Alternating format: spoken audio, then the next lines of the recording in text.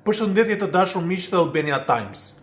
Ditën e sotme, televizioni A2 CNN i ka dërguar një email zyrtar shtëpisë së bardhë në të cilën ka kërkuar informacion lidhur me pagesën që ka bërë Shqipëria për të qenë antar i bordit. Dhe përgjigjja e shtëpisë së bardhë është që për të qenë antar i bordit duhet bërë një pagesë $1 miliard. Kjo pagesë do të shërbej për ndërtimin e Palestinës dhe do të administrohet në mënyrë transparente nga ky bord. Por Shqipëria nuk ka një kërkesë të tillë.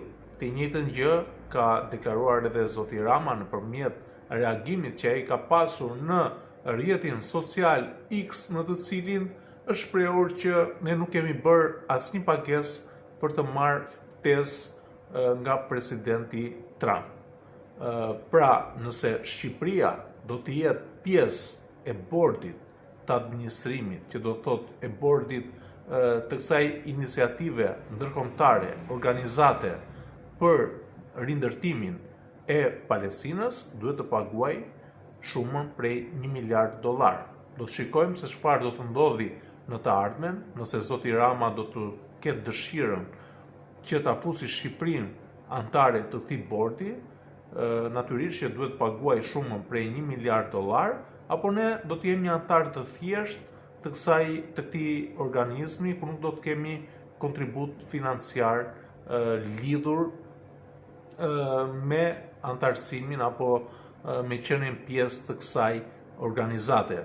Megjithatë, duhet parë në të ardhmen, nëse edhe antarët do të bëjnë ndonjë pagesë, qoftë simbolike apo brenda mundësive për që ka çdo shtet për të kontribuar lidhur me administrimin, me ndërtimin e Palestinës, kjo ngelet për të parë.